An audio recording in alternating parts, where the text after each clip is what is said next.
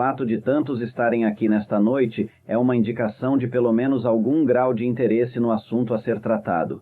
Digo a meus alunos que uma das glórias da fé reformada é justamente sua catolicidade, sua liberdade de peculiaridades e idiosincrasias partidárias e assim por diante.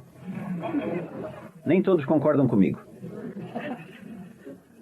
Como um lote recente de exames pode atestar, não há problema algum, não é necessário. No entanto, esta noite teremos uma demonstração da catolicidade reformada, e creio que haverá evidência dessa catolicidade de nossa fé. Temos 2 defensores da fé distintos, perspicazes e jovens que falarão conosco e nos conduzirão em uma discussão nesta noite, e eles têm pontos de vista bastante diferentes, mas ambos têm um pedigree nobre na tradição reformada. Devemos nos lembrar, creio eu, que a família reformada é uma grande família e que há diferentes correntes e correntes de pensamento na tradição reformada. Uma das coisas mais difíceis para os alunos aprenderem, eu acho, é que pode haver diferenças legítimas de opinião sobre certos aspectos da fé reformada, que não há uma posição única em alguns pontos. Acontece que essa é a verdade. É verdade. Nossos palestrantes desta noite são, é claro, o professor Greg Bunsen, do Reformed Seminary, professor de apologética e ética, conhecido por todos nós, e o Dr. R.C. Sproul, presidente e teólogo residente do Centro de Estudos Ligonier Valley. Nunca me esquecerei de meu primeiro encontro com o Dr. Sproul, há alguns anos. Fomos recebidos por Jack Oates. Você se lembra disso, R.C.? Com certeza. O aeroporto de Chattanooga, e em 30 segundos, talvez 60 segundos, já estávamos discutindo. Lembre-se de que naquela época eu era apenas um pregador rural e ele já era um teólogo residente. Portanto, eu não tinha nenhuma chance no mundo. O assunto de nossa discussão, nota bene, foi Romanos 1, 18 e seguintes, especialmente, se bem me lembro, Romanos 1, 21. Não sei se eu estaria agora, RC, no mesmo ponto em que estava naquela época. Espero ter me desenvolvido um pouco. E agora eu também sou um teólogo residente. Mas estou feliz que esta noite, como teólogo residente, tenho conseguido fazer isso. Teremos uma apresentação de 15 minutos cada do professor Bunsen e do Dr. Sproul sobre seus pontos de vista, e depois haverá oportunidade para perguntas do grupo e respostas por parte desses 2 apologistas da fé cristã. E como ele é nosso convidado, pediremos ao Dr. Sproul que fale primeiro. E ele será seguido, creio eu, sem nenhum outro anúncio, a menos que faça hora extra com o professor Bunsen, que me prometeu que não fará hora extra. Muito obrigado a você, Dr. DeWitt. Eu me lembro dessa conversa em Taxi Cab 2 e não me lembro dela como uma discussão, mas foi uma conversa agradável e estimulante. Acho que me lembrei mais do seu terno do que disso.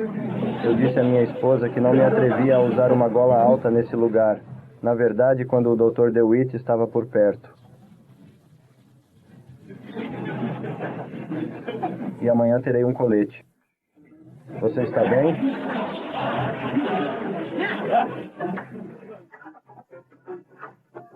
Antes de começar, e você pode descontar isso do meu tempo, se quiser, mas acho que é de vital importância ressaltar o que o Dr. Witt disse sobre as diferentes vertentes dentro da tradição calvinista, particularmente no que diz respeito à metodologia apologética. Nunca deixo de me surpreender com o fato de que, às vezes, o zelo do discipulado pode nos separar e nos ferir profundamente. Acho que sempre temos que manter toda essa questão da metodologia apologética e sua perspectiva histórica, que a diferença que estamos prestes a ver esta noite realmente tem suas raízes em uma diferença que foi articulada entre o Dr. Benjamin Warfield, de Princeton, e o Dr. Abraham Kuyper, da Universidade de Amsterdã. O Dr. Warfield tem tanta consideração e respeito pelo Dr. Kuyper que aprendeu a língua holandesa apenas com o propósito de poder ler as palavras do Dr. Kuyper, não para criticá-lo, mas para aprender com ele. E esses homens deram um exemplo das 2 tradições apologéticas que estamos discutindo aqui esta noite e que, em minha opinião, precisam ser mantidas sempre diante de nós. Mas esse debate, ou diferença de abordagem, é um debate interno entre homens que estão apaixonadamente comprometidos com o calvinismo e com a fé reformada. Inicialmente, pensei que esta seria uma apresentação mais longa e, em minhas observações iniciais, eu queria apresentar mais diretamente algum tipo de argumento a favor da síntese clássica. Mas em vez de fazer isso, tenho certeza de que isso pode aparecer na discussão posterior. Acho que é sempre muito útil ir atrás do método e dos próprios argumentos para ver se podemos descobrir com o que as pessoas estão realmente preocupadas.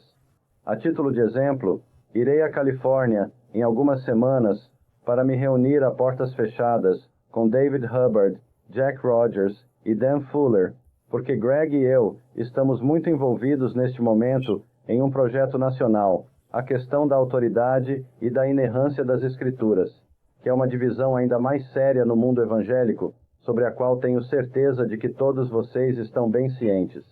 E estamos realizando algumas dessas reuniões a portas fechadas com senhores de convicções diferentes, não porque esperamos resolver as diferenças, mas para que possamos entender melhor quais são as preocupações. Por que tanto alvoroço em uma pergunta como essa? Então, o que eu gostaria de fazer é apenas expor brevemente as coisas com as quais estamos preocupados. Aqueles de nós que representam o que chamamos de síntese clássica, ou a escola evidencialista, ou o termo que prefiro, é a escola analítica de apologética, com o que estamos preocupados em termos de metodologia apologética e por que estamos preocupados com isso. Em primeiro lugar, o que me interessa muito e me preocupa profundamente é a reconstrução completa da teologia natural no século XX. É disso que se trata, tentando exigir uma reconstrução da teologia natural e, com isso, o que acredito ser uma reconstrução da apologética calvinista clássica. Por que tenho essa preocupação? Esses são alguns dos motivos pelos quais estou preocupado com a reconstrução da teologia natural. Estou muito preocupado com o problema da perda da lei natural como uma força coesiva para o bem-estar do homem em sua sociedade. Se você está ciente da jurisprudência e das questões políticas em nosso país atualmente, certamente sabe que toda a ideia da lei natural como base, como fundamento para a legislação, não é levada muito a sério.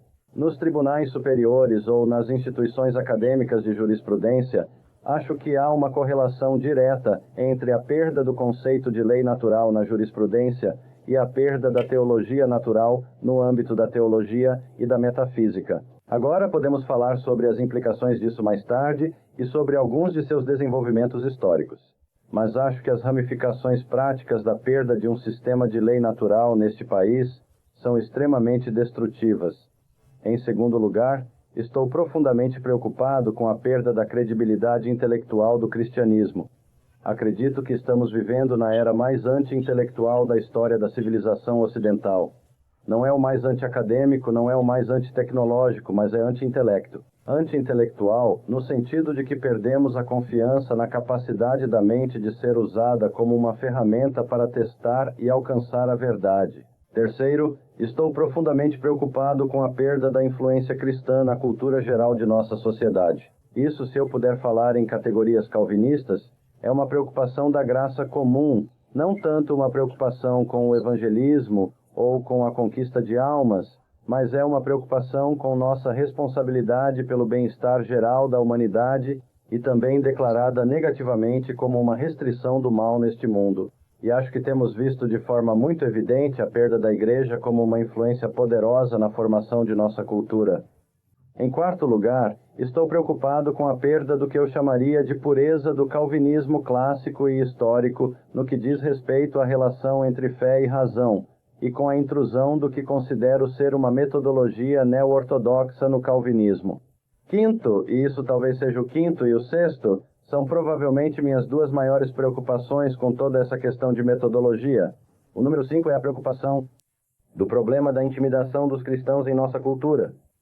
Sei que por ter sido estudante universitário, professor universitário e professor de seminário, percebo que os alunos de hoje em dia se sentem muito intimidados pelo ataque cético à credibilidade intelectual de sua fé. E isso pode não lhes roubar a própria salvação. Somos calvinistas, não achamos que isso possa acontecer.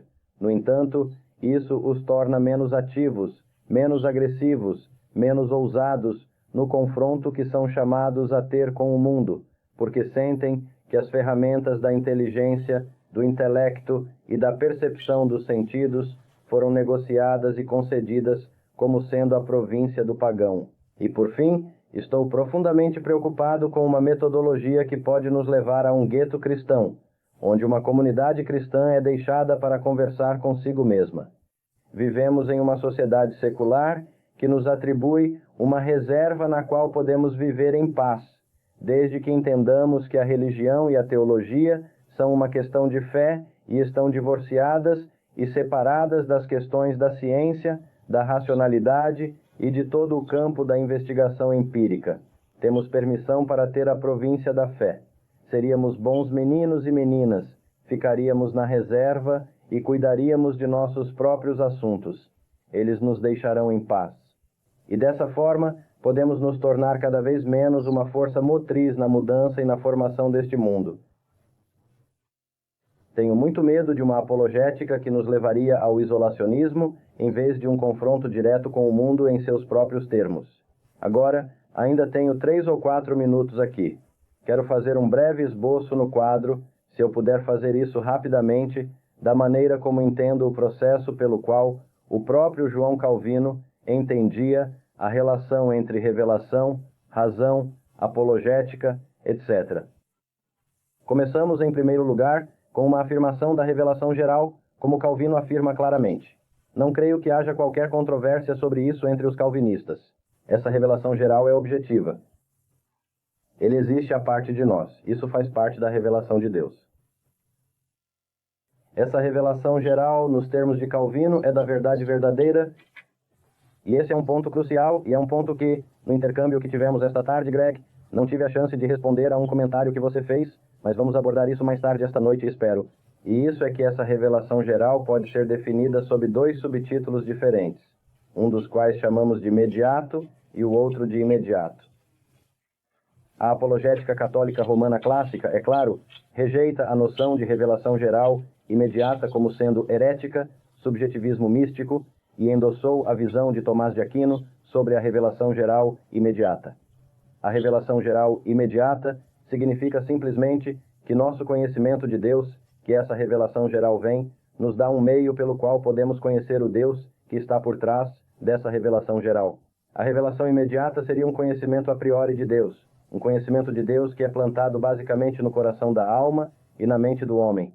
A revelação imediata é o que chamamos de sensus divinitatis, de que Calvino fala nas Institutas, esse conhecimento e consciência internos de Deus, diretos e imediatos, sem nenhum tipo de meio externo que se interponha entre o homem e Deus. Mas também Calvino tem uma visão da revelação geral imediata pela qual a natureza, e Calvino chama isso de criação e providência, que podemos chamar de história, serve como um meio pelo qual Deus é conhecido. Essa é a noção tomista de revelação geral imediata. Há um estágio intermediário. Não temos uma apreensão direta de Deus por meio da natureza, mas, ao estudar as obras da natureza, ela se torna um meio de apontar para o Deus além da natureza. Portanto, temos a revelação geral, que é tanto mediata quanto imediata, que produz a teologia natural. O que quero dizer com teologia natural é um conhecimento de Deus derivado da própria natureza.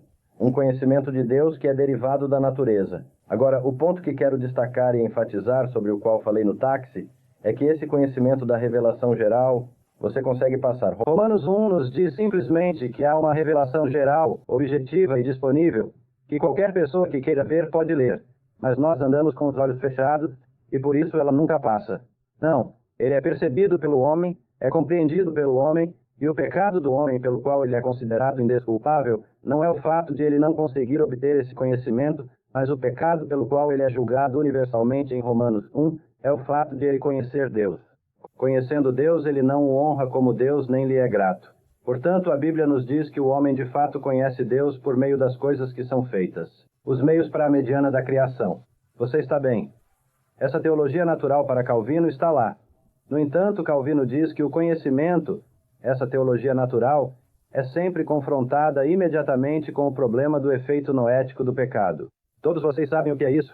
É o efeito do pecado em nossa mente. Isso obscurece nosso raciocínio, e acho que o ultrapassamos. Devido aos efeitos noéticos do pecado, essa revelação geral produz a revelação geral. A teologia natural que é transmitida, no entanto, é imediatamente distorcida, e, portanto, é ineficaz para fazer qualquer coisa, além de nos deixar sem desculpas.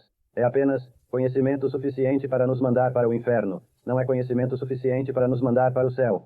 Você está bem? Por causa dos efeitos noéticos do pecado. É ineficaz em termos de salvação. Tudo o que acontece é que o homem a distorce e a transforma em idolatria. Você conhece a famosa declaração de Calvino de que o homem é um fabrica mytholarum, um fabricante de ídolos. Essa é sua propensão natural. Certo, então, por causa da inadequação ou ineficácia dessa revelação, precisamos de uma revelação especial. Assim ele fala sobre revelação especial e especificamente sobre a Bíblia. Agora, quando Calvino fala sobre a Bíblia, ele diz que a própria Bíblia também tem objetivos, uma base objetiva para sua credibilidade e veracidade. Indícios internos e externos, como ele chama, evidências de sua veracidade. Mas, novamente, até mesmo a revelação especial bate de frente com a maldade, a corrupção, a depravação e os efeitos noéticos do pecado do homem, que se recusa a se submeter à clareza das evidências. Portanto, para que até mesmo a revelação especial produza frutos salvíficos na alma, algo mais precisa acontecer. Isso, é claro, é o que Calvino chama de testemunho interno do Espírito Santo. O testemunho interno do Espírito Santo não acrescenta nenhum conteúdo novo, nenhum argumento novo, nenhuma revelação nova. Mas o que ela faz, citando Calvino, é nos dar agora a capacidade imoral de concordar. Ou seja, a transformação subjetiva que o Espírito Santo nos dá, me dá agora o poder moral de me submeter à evidência objetiva. Agora, como calvinista, concordo desde o início que todas as evidências do mundo, apresentadas com toda a convicção do mundo, nunca levarão um homem a Jesus Cristo. Mas há outras razões pelas quais estamos reconstruindo a teologia natural que eu já indiquei, além do evangelismo.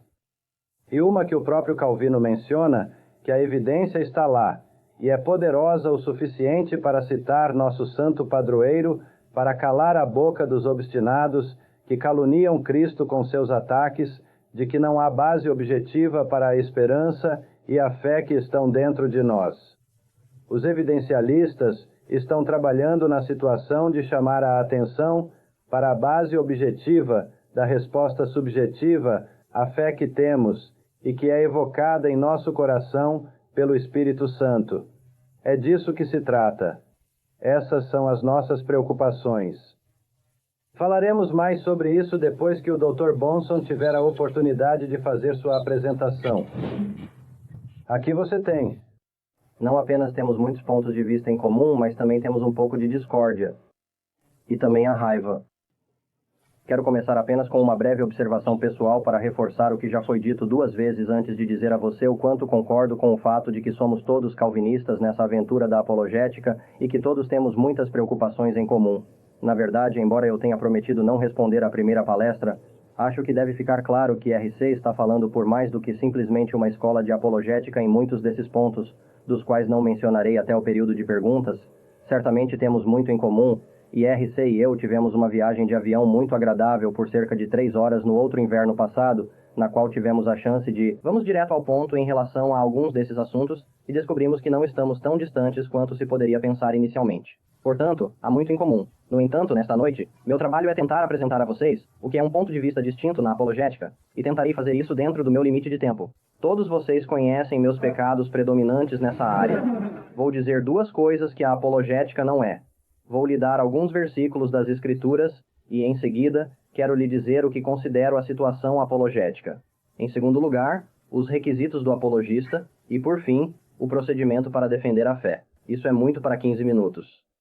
Primeiro, 2 coisas que a apologética não é. A apologética não é mera persuasão. Grande parte da literatura popular na área de apologética teísta e antiteísta consiste em esforços altamente polêmicos e emocionais para converter outras pessoas. E com certeza, muitas vezes, é nosso dever procurar convencer os outros de nossa própria posição. Infelizmente, porém, esses esforços frequentemente assumem uma forma que substitui a argumentação cuidadosa e justa pela persuasão psicológica. Tanto os crentes quanto os incrédulos são culpados disso, pelo menos em minha opinião. E isso corrobora um triste fato da vida. Argumentos logicamente pobres costumam ser psicologicamente eficazes para convencer as pessoas da veracidade de uma posição. Por outro lado, bons argumentos podem ser psicologicamente ineficazes, e consequentemente podemos nos deparar com um dilema moral. quando descobrimos que certos argumentos ruins e slogans superficiais serão considerados mais convincentes por um público maior do que aqueles que na verdade são bons argumentos. Quando, além disso, julgamos que a questão que está sendo contestada é de grande importância em nossa vida, como no caso da apologética, somos especialmente tentados a colocar esses argumentos ruins a serviço da verdade.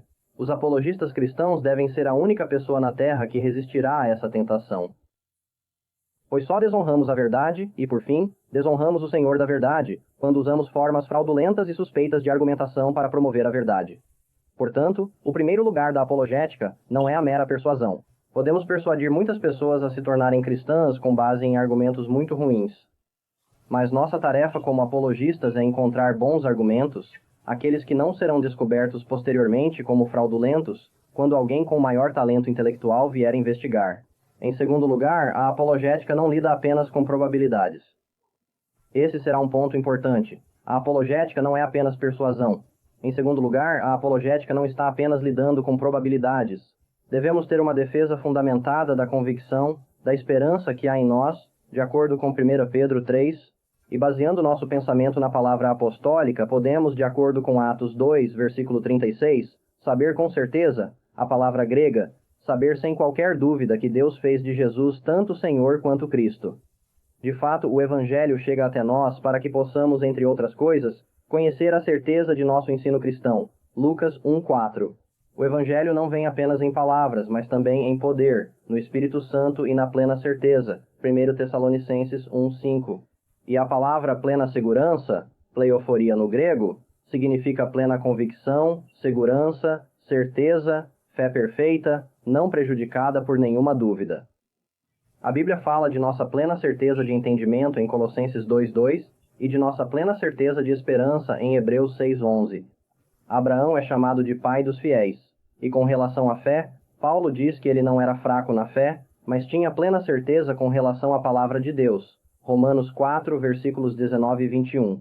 E assim, Hebreus nos diz para nos aproximarmos com um coração verdadeiro, em plena certeza de fé, Hebreus 10, 22. E no versículo 23 continua a nos exortar a manter inabalável a confissão de nossa esperança. Em Cristo superamos as probabilidades humanas e podemos ter acesso ousado e fé confiante, diz Paulo em Efésios 3. E assim, enquanto a confiança dos ímpios é como uma teia de aranha, Jó 8,14, no temor do Senhor há uma forte confiança, Provérbios 14:26. E a razão pela qual Provérbios diz isso é que ele começa dizendo que o temor do Senhor é o princípio de todo conhecimento, Provérbios 1:7. E nós, que depositamos nossa confiança em Jeová, podemos, citamos, conhecer a certeza das palavras da verdade, Provérbios 22, 17 a 21, e, portanto, eu afirmo que é errado pensar que a certeza em questões epistemológicas está limitada à lógica formal da matemática. Certeza, certeza plena, confiança plena, sem dúvida, sem ceder, sem qualificação, pertencem às questões da fé cristã. O propósito de João ao escrever sua primeira epístola era, deixando bem claro o significado quando diz que essa certeza não é uma simples persuasão conjectural ou provável baseada em uma esperança falível, mas é uma garantia infalível de fé. Portanto, a apologética está lidando com a esperança que há em nós, a plena convicção, não as probabilidades, a plena certeza, a plena demonstração. E a propósito, falar de persuasão moral e certeza moral nesse ponto é simplesmente uma desculpa, pois qualquer que seja o estado mental estranho chamado de segurança moral, ele certamente não pode ser compatível com a mera probabilidade racional. A garantia moral deve ser baseada na força apreendida das evidências, e como todos os filósofos que falaram sobre esse estado mental de suspeita disseram, ele deve ser proporcional à certeza da própria evidência. Portanto, a apologética não é uma persuasão e não se trata apenas de lidar com probabilidades. Bem, o que é isso? Não vou nos levar muito longe apenas para dizer o que não é, mas quero deixar bem claro que não estamos falando sobre como persuadir as pessoas. Estamos falando sobre os terrenos para a verdade cristã. Estamos falando não de provavelmente verdadeiro, mas de totalmente verdadeiro. É uma verdade inabalável. O que é apologética? Paulo diz em 1 Coríntios 1:20. Onde está o sábio? Onde está o escriba? Onde está o disputador deste mundo ou desta época? Porventura não tornou Deus insensata a sabedoria do mundo? Em uma frase, acho que esse é o grito de guerra da apologética pressuposicional. Porventura não tornou Deus insensata a sabedoria deste século? E nosso procedimento apologético duplo pode ser encontrado em Provérbios 26, versículos 4 e 5. É assim que demonstramos a insensatez da sabedoria deste século. Os provérbios dizem: não responda a um tolo de acordo com sua abordagem das coisas, de acordo com sua tolice, de acordo com suas suposições ou pressupostos, se é que posso usar esse termo. Não responda dessa forma, pois assim você se tornará como ele. Você será um inimigo atrás das linhas. No entanto, os provérbios continuam dizendo: responda ao tolo de acordo com a sua tolice. Não é uma violação da lei da contradição, um procedimento duplo. Primeiro responda a ele. Não responda de acordo com sua loucura para não cair na mesma armadilha com ele. Mas então responda a ele de acordo com sua loucura. Por quê? Para que ele não se julgue sábio em sua própria concepção. Você deve mostrar a ele que ele não tem base para um conhecimento presunçoso. Você deve mostrar a ele que Deus tornou insensata a sabedoria desta época. Paulo diz em Colossenses 2. Que em Cristo estão escondidos todos os tesouros da sabedoria e do conhecimento. Todos os tesouros da sabedoria e do conhecimento, sejam eles relativos à lógica, à causalidade, à ciência natural, à moralidade ou a qualquer outra coisa. Todo conhecimento é depositado em Cristo.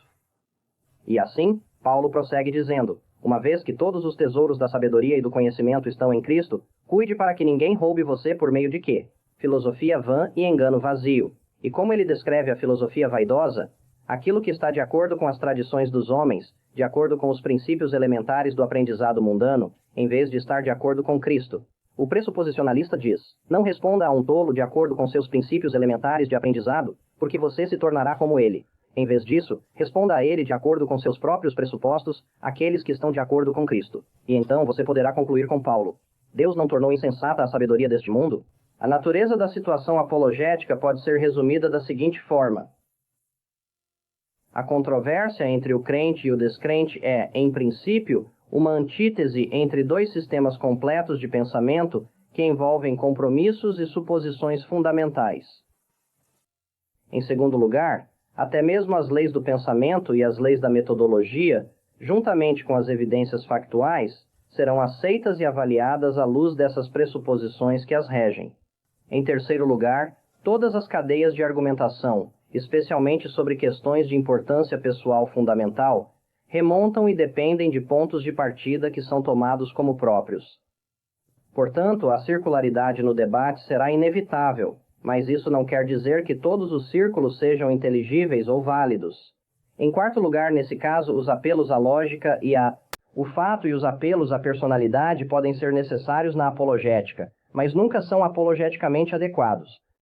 O que é necessário não são respostas fragmentadas, probabilidades ou evidências isoladas, mas sim um ataque à pressuposição subjacente ao sistema de pensamento do incrédulo. E em quinto lugar, o sistema de pensamento do incrédulo pode ser caracterizado da seguinte forma: primeiro, por natureza, o incrédulo é a imagem de Deus e, portanto, ele é inevitavelmente religioso. Seu coração testifica continuamente a ele, assim como a clara revelação de Deus ao seu redor, que Deus existe e que ele tem um determinado caráter. Em segundo lugar, o incrédulo troca a verdade de Deus por uma mentira. Ele é um tolo que se recusa a começar seu pensamento com reverência ao Senhor. Ele não se baseará nas palavras de Cristo que comprovam por si mesmas. Ele suprimirá a inevitável revelação de Deus na natureza. Terceiro, porque ele não se deleita com o entendimento, mas escolhe servir a criatura em vez de ao Criador. O incrédulo está confiantemente comprometido com seus próprios modos de pensar. Convencido de que não pode estar fundamentalmente errado, ele ostenta um pensamento perverso e desafia a palavra de Deus que se autodeclara. Consequentemente, em quarto lugar, o pensamento do incrédulo resulta em ignorância. Em sua mente escurecida e fútil, ele realmente odeia o conhecimento e só pode obter um conhecimento falsamente chamado, como Paulo diz no final de 1 Timóteo. Na medida em que ele realmente sabe alguma coisa, isso se deve à sua dependência não reconhecida da verdade suprimida, a verdade suprimida de Deus dentro dele. E isso torna o incrédulo intelectualmente esquizofrênico. Por meio de sua maneira de pensar, ele está, na verdade, se opondo a si mesmo e mostrando a necessidade de uma mudança radical de mente para que possa ter um conhecimento genuíno da verdade. Em seguida, a ignorância do incrédulo não deixa de ser uma ignorância culpável, pois ele não tem desculpa por sua rebelião contra a revelação de Deus.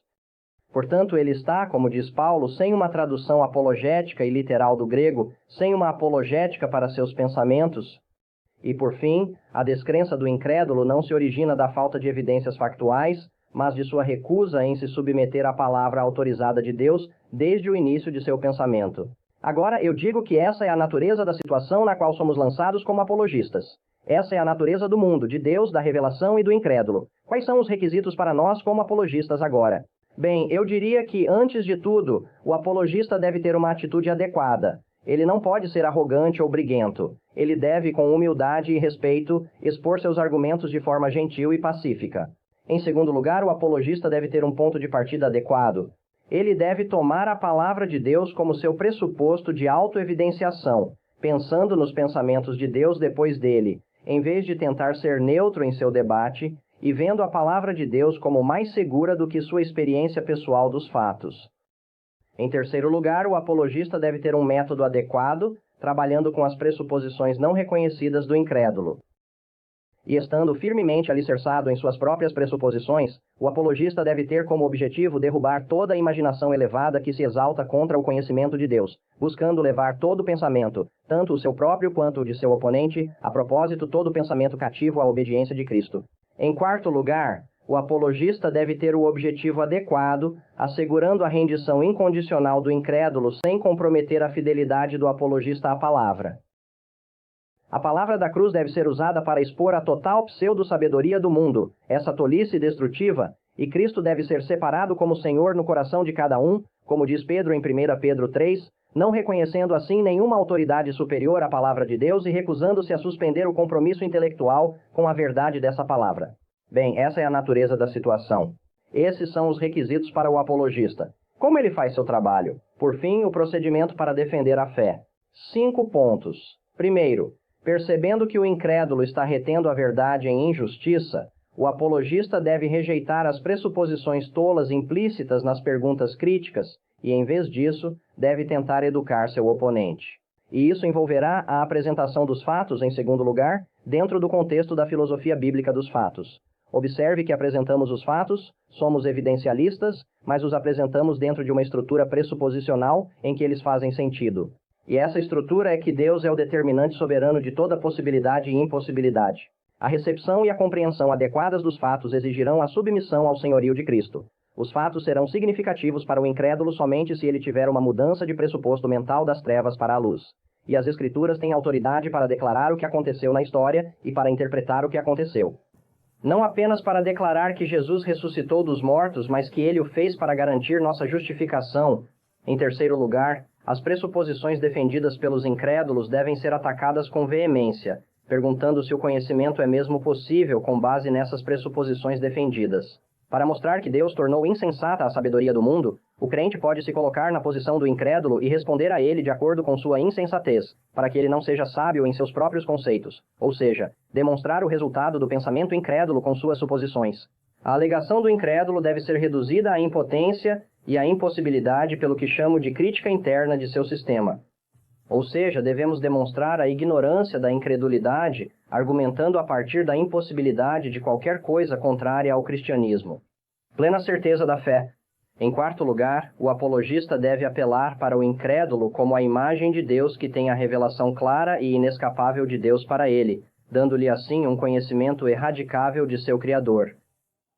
Esse conhecimento muitas vezes pode ser exposto ao indicar expressões involuntárias no incrédulo ou ao apontar para o capital emprestado de suas pressuposições não admitidas, que podem ser encontradas em seu sistema. E, por fim, o apologista deve declarar que a verdade de Deus, que se evidencia por si mesma e tem autoridade, é a condição prévia da inteligibilidade e a única forma de salvação do homem de todos os efeitos do pecado, sejam eles a ignorância ou a vaidade intelectual.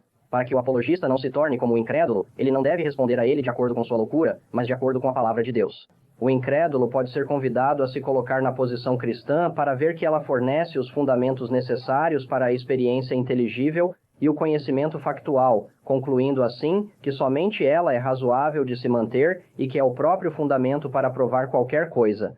E, por fim, o apologista também pode explicar que as Escrituras explicam o estado de espírito do incrédulo, sua hostilidade e o fracasso dos homens em reconhecer a verdade necessária da revelação de Deus.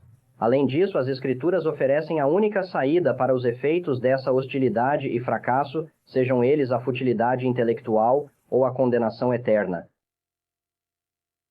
Obrigado a você. Agora você terá a oportunidade de fazer perguntas. Eu não ia fazer isso, mas vou tomar a prerrogativa de presidente da reunião e fazer uma pergunta antes de passar a oportunidade de fazer perguntas a vocês. Dr. Sproul, eu ouvi você dizer que a apologética pressuposicionalista representa um abandono da metodologia neo-ortodoxa? Um abandono? Uma adoção de sua metodologia? Em outras palavras, um abandono da reforma clássica. Alguém pode ter isso gravado se quiser. Algo do gênero. Gostaria que você explicasse um pouco o que quis dizer com isso. Você está certo. O que eu havia preparado originalmente para esta noite, o que eu tinha em mente era que, de uma perspectiva metodológica, a neo-ortodoxia é conhecida, especialmente Barthes, por sua rejeição muito rigorosa da teologia natural e por sua substituição da teologia natural por uma abordagem fideísta ou defesa da fé cristã. Tenho muito medo das implicações mais amplas desse método. Não sei exatamente como eu disse isso ao enumerar minhas preocupações, mas, para expor as diferenças da forma mais clara possível, em termos de uma declaração de preocupação, tenho que guardar minhas palavras com cuidado aqui, porque não estou dizendo, ainda bem que você fez essa pergunta, que qualquer pessoa que seja pressuposicionalista é neo-ortodoxa. Você sabe, é um cripto-neo-ortodoxo, cripto-vardiano ou cripto-existencialista? Não quero dizer isso de forma alguma. Quero deixar isso muito, muito claro. Mas eu tenho medo. Acho que, em primeiro lugar, a abordagem pressuposicionalista dá ao pagão uma desculpa para sua rejeição a Deus, porque o pagão é perspicaz o suficiente para ver a falácia do raciocínio circular sobre o qual o pressuposicionalismo é estabelecido. E eu não gosto que o pagão tenha essa desculpa para dizer: "Ei, Deus, a razão pela qual eu não acreditei em você é porque todos aqueles que o defendiam me deram um argumento que violava os cânones formais da lógica." Em segundo lugar, quando começamos nossa discussão, com a afirmação direta e a asserção da existência de Deus, estamos em uma perigosa situação de subjetivismo. Ou simplesmente digo que Deus existe. Esse é o meu ponto de partida. Existe um Deus. A autoridade pela qual eu digo isso, humanamente falando, em termos de argumento, é o fato de que sou eu quem está dizendo isso. Agora, se eu não tiver uma base objetiva e probatória para isso, chamamos isso de subjetivismo. É uma questão de decisão de fé que não se baseia em critérios objetivos de evidência. Foi isso que eu quis dizer com a intrusão de um método existencial ou neo-ortodoxo na teologia e na filosofia. Deus me livre de chamar o Dr. Van Til ou qualquer um de seus discípulos de existencialistas. Não acredito que eles sejam, você sabe, de forma alguma. Mas acho que é uma inconsistência feliz nesse ponto. Isso é um medo, uma preocupação. É por isso que eu disse que é importante para nós vermos o que parece bom. Sei que o Greg terá a oportunidade e espero que ele aproveite o tempo para expressar suas preocupações. Suas preocupações são que estamos cedendo demais aos humanistas, que vamos acabar com a autonomia da mente humana, que vamos acabar como racionalistas cartesianos e todo esse tipo de coisa, e comprometer a certeza que ele já mencionou sobre a palavra de Deus. Mas o único argumento que ouvi até agora nas pressuposições da apologética é que começo com a afirmação da existência de Deus, afirmação essa que é precisamente a questão em disputa. E não apresento nenhuma evidência. Eu apenas digo que é assim que as coisas são. Isso é um bom evangelismo. Mas acho que esse é o golpe fatal. É fatal para a apologética como resposta aos pretendentes à verdade que Greg descreveu de forma tão bela. Acho que temos outro problema com a confusão entre ontologia e epistemologia, que tenho certeza de que esta discussão abordará mais cedo ou mais tarde, mas isso é responder à sua pergunta. Você gostaria de dizer algo, professor Bunsen? Sim. Em primeiro lugar, quero deixar bem claro que a posição que defendo na apologética e a posição defendida por mais de 40 anos pelo Dr. Van Til não é de forma alguma, e é altamente inapropriado usar a palavra na mesma sala, fideísmo. Não se trata de subjetivismo, não se trata de antirracionalismo, não se trata de uma negação de critérios objetivos e fundamentos para a crença. Na verdade, você encontrará As afirmações mais enfáticas na literatura do Dr. Van Til, assim como você encontrará na minha literatura limitadora, são o fato de que há um argumento objetivo para a existência de Deus, que ele é inescapável e que nenhum homem tem motivos racionais para pensar que pode rejeitá-lo. Portanto, isso não é fideísmo de forma alguma? De forma alguma. Isso não chega nem perto do subjetivismo. Isso também não dá uma desculpa ao pagão, porque não diz a ele que você tem um círculo aqui e outro ali, ou acho que, você sabe, diferentes golpes para diferentes pessoas. Pegue o que você quiser. Esse não é o argumento pressuposicionalista. O argumento é que você está raciocinando em um círculo, e esse é um círculo destrutivo. E posso estar raciocinando em um círculo, mas ele engloba o seu pensamento e tudo o que é válido em seu pensamento, bem como todas as outras coisas. Isso dá à ciência uma base. Agora, essa palavra sobre argumentação pressuposicional e circular precisa ser expandida um pouco mais. Digamos que eu, como cristão, esteja lidando com um homem que é um empirista convicto e exaustivo. Ele acredita que a percepção dos sentidos é o teste de toda a verdade. Tudo bem, então seu pressuposto final é que a percepção dos sentidos é o padrão da verdade.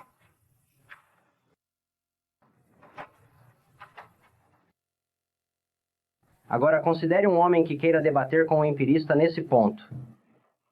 E ele apresenta um argumento, vamos chamá-lo de argumento A, para confrontar o empirista. E outro homem entra na sala e usa o argumento B com o empirista. Agora, se o argumento A for de fato baseado em um pressuposto último que nega que a percepção sensorial seja o padrão de verdade, e o empirista comprar o argumento A, você notaria que ele só pode comprar esse argumento se rejeitar seu pressuposto? Ou seja, ele não pode comprar esse argumento e manter seu pressuposto, porque isso se baseia na negação dele como o padrão final da verdade. Por outro lado, se alguém argumentar com base no fato de a percepção sensorial ser o padrão da verdade, e o empirista aceitar o argumento, ele o aceitará porque já está comprometido com a percepção sensorial como sendo o padrão da verdade. Agora, ninguém está falando sobre o que foi chamado por R.C. de falácia lógica elementar do raciocínio circular. Ninguém diz que A é verdadeiro porque A é verdadeiro. Estamos falando de pensamento transcendental, e isso é muito importante. Ela vai muito além da lógica grega elementar, muito além do empirismo humeano, e de fato tem suas raízes no que é realmente a tradição continental de Kant de perguntar sobre as pré-condições de todo o conhecimento, seja ele lógico, de percepção sensorial ou qualquer outro. E o que o pressuposicionalista diz é que você deve reconhecer que um padrão final é exatamente isso. O melhor. E se você tiver um argumento para esse padrão final que não seja o padrão final, então esse outro argumento é o seu padrão final. Você entendeu? Que você não pode estabelecer seu ponto final indo atrás dele, porque se você pudesse ir atrás dele para encontrar alguma base para ele, esse seria o seu padrão final. Então a pergunta é, bem, como você argumenta a favor disso? E o fato é que a única maneira de você argumentar é de forma consistente com suas pressuposições. E a única maneira de você estabelecer suas pressuposições é transcendentalmente. E o fato de a argumentação circular não ter nada a ver com a circularidade plana de implorar as perguntas.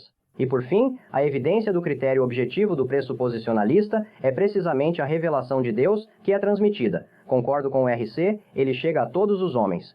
E quero que isso chegue a todos os homens, quer tenham cursado a faculdade ou não, quer tenham diploma do ensino fundamental ou não, quer saibam algo sobre lógica aristotélica ou lógica simbólica, quer saibam algo sobre Hume ou qualquer outro filósofo, não importa se é Sophie, a lavadeira, ela conhece Deus, e Paulo diz que não há desculpa para sua rejeição, e eu preciso ter um método de argumentação que atenda a esses fatos. Não é simplesmente uma teologia natural mediada, mas um argumento baseado na revelação clara, perspícua e segura de Deus que chega a todos por meio da natureza.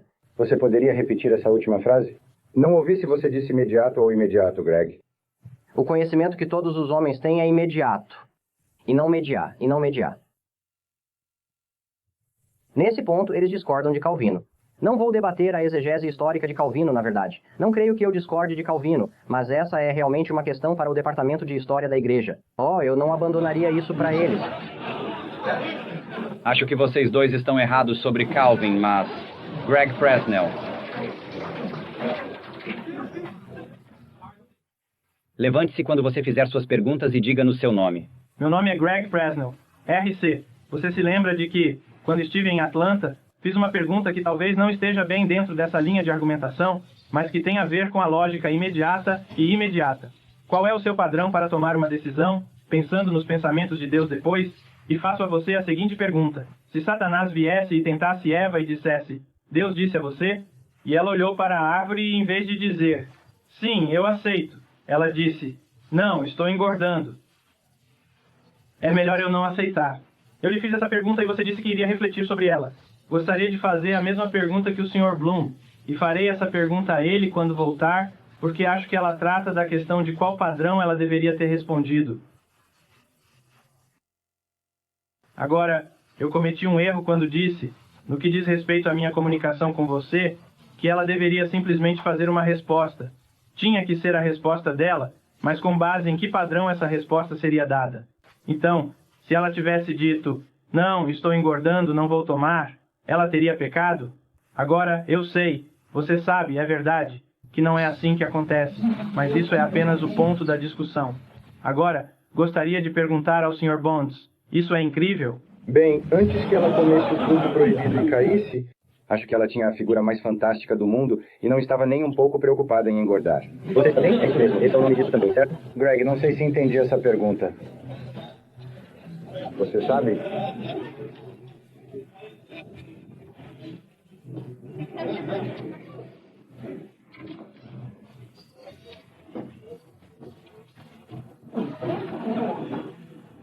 Você entendeu essa pergunta?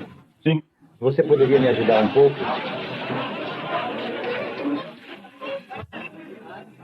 Vou dar a você algo para atirar, certo? Darei uma resposta e depois você poderá esclarecer tudo. Pelo que entendi, Greg está perguntando sobre os fundamentos morais da epistemologia. Você vê, Eva é confrontada com a situação. Satanás diz, pegue a fruta. Deus diz, não pegue o fruto. Ela precisa tomar uma decisão. Com que base ela deve tomar essa decisão? E por fundamentos aqui, queremos dizer quais fundamentos racionais ela deveria usar. E por dever, queremos dizer qual era seu dever moral. E eu estava pesquisando rapidamente aqui. Infelizmente não sei o endereço exato, mas Paulo adverte, você vê, a igreja em um ponto, que ele não quer que a igreja seja iludida pelo... Como ele coloca isso agora exatamente? Se bem me lembro, é algo parecido com a sutileza com que Eva foi desviada do caminho. A sutileza com que ela foi desviada do caminho. Ou seja, não se trata apenas do fato de ela ter sido desviada, mas do raciocínio muito sutil pelo qual ela foi desviada. E qual foi o raciocínio sutil de Satanás? Metade, disse Deus, metade. Ou seja, ele questionou a autoridade da palavra de Deus que se autodeclara. E eu responderia como um pressuposicionalista, por mais que seja a hipotética herética. E se Eva tivesse feito isso, aquilo ou aquilo outro? Se Eva tivesse permanecido pura no sentido de que, no sentido externo, ela não comeu o fruto, mas o teria feito porque tinha medo de perder aquela figura maravilhosa que lhe foi dada na criação, ela teria de fato pecado. Porque a questão da fruta não era a questão de um potente mágico ou algo do gênero, era uma questão de obediência ao senhorio de Deus somente. E nesse caso, como C.S. Lewis deixou bem claro, e ele não é um pressuposicionalista, Lewis diz que essa ordem foi totalmente arbitrária da parte de Deus. Não foi porque a fruta era venenosa ou algo do gênero. Era apenas para ver se ela teria um estado de espírito obediente. Então, eu diria que se ela de fato não comeu o fruto para salvar sua figura, ela teria então mostrado que estava usando um critério imoral, porque a verdadeira questão era se ela seria submissa aos pensamentos de Deus e não aos seus próprios. Isso realmente me ajuda a entender a pergunta, e eu certamente concordaria que na conclusão que Greg acabou de dar a você, sobre o fato de ela ter se abstido por causa de uma figura, e não por um desejo genuíno de agradar a Deus em obediência, isso teria sido pecado. Embora ela estivesse em conformidade externa com a lei, sua motivação interna teria sido corrupta. Concordo plenamente com isso.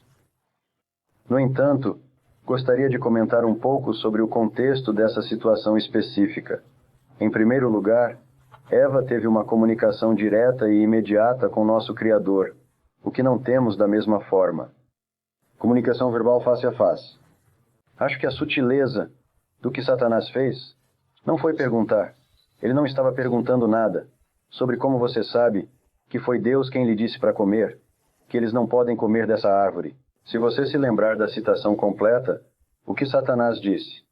Deus disse que você não deveria fazer o quê? Coma de todas as árvores. Coma de qualquer árvore do jardim. Havia o sutil. Porque Deus não havia dito isso. E Satanás sabia muito bem que Deus tinha... Aqui entra Jean-Paul Sartre, que nos diz todos os dias que, a menos que sejamos autônomos, não somos realmente livres. Se tivermos que responder em qualquer ponto a alguém, ou algo além de nós mesmos, não seremos livres. De fato, ele inverte o argumento clássico da existência de Deus. E usa isso como um argumento contra a existência de Deus, dizendo que se o homem existe, Deus não pode existir. Porque Deus destruiria a essência de nossa humanidade, que é a liberdade subjetiva e a autonomia. Agora, a sutileza de Satanás é que ele está colocando na mente dela a ideia de que, se Deus impôs uma restrição a você, você realmente não é livre. Mas não creio que houvesse algo acontecendo lá em termos do debate sobre a existência de Deus. Não acho que isso tenha sido questionado. Deixe-me terminar isso, ok? E depois você pode responder. Mas como ela sabe a verdade? Greg já me ouviu falar sobre isso em outras ocasiões, a partir de uma perspectiva neo-ortodoxa em que eles se gloriam em contradições e antinomias. A contradição é a marca registrada da verdade. Vamos supor que esse seja o caso. A contradição é a marca registrada da verdade. Agora Deus diz, não coma da árvore. O servo chega e diz, você sabe, coma da árvore, porque Deus diz que se você comer da árvore, morrerá. Se A, B virá depois, certo? Satanás diz que se você comer da árvore, não morrerá, mas será como Deus. Agora Deus diz, se A, então B. Satanás chega e diz, se A, então não há B, certo? Agora, a Eve é muito perspicaz. Ela ainda não tem nenhuma maneira de complexificar seu pecado, de bagunçá-la, você vê, e ela diz que isso é uma contradição. Satanás está falando em contradição direta com o que meu Criador, que eu sei ser Deus, ordenou que eu fizesse. Mas, diz Eve, a contradição é a marca registrada da verdade. O que você acha? Portanto, a serpente deve estar falando a verdade. Deus é a verdade. A serpente deve representar Deus. É meu dever moral comer da árvore. É assim que a neo-ortodoxia funciona com esse caso. Você está bem? Portanto, o que estou dizendo é racionalidade e a lei da contradição. Foi construído naquela primeira situação de teste em que a humanidade enfrentou o ataque do inimigo. Ela estava usando a razão ao tomar a decisão de obedecer ou desobedecer a Deus.